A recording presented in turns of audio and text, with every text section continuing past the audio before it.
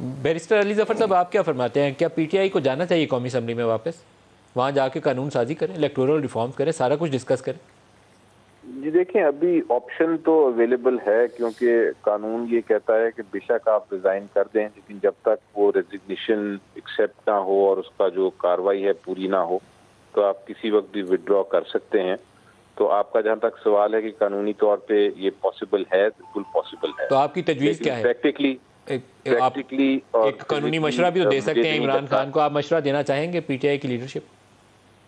देखिए, आइडियली तो ये होता है कि आप पार्लियामेंट में शामिल रहें, ताकि एक आपकी आवाज़ तो रहे और डिबेट करते रहें। जिस तरह आपने सेनेट में देखा कि जो पहले ऑपोजिशन, हम मेजॉरिटी में थे, वो दूसरी ऑपोजिशन थी, वो आवाज़ उठाते थे।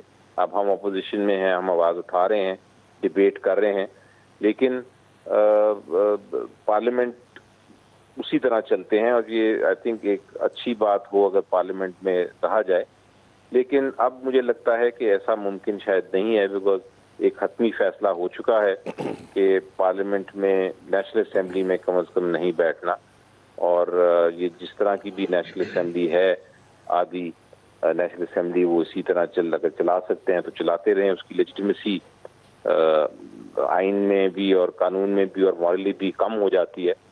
तो इसलिए मुझे लगता है कि अब एक मौक़िफ़ इख्तियार किया हुआ है पीटीआई ने कि हमने इलेक्शन में जाना है, और ये नेशनल असेंबली में ना बैठना या रिज़ाइन करना, ये उसी एक पॉलिसी का एक हिस्सा है, उसी की एक कड़ी है।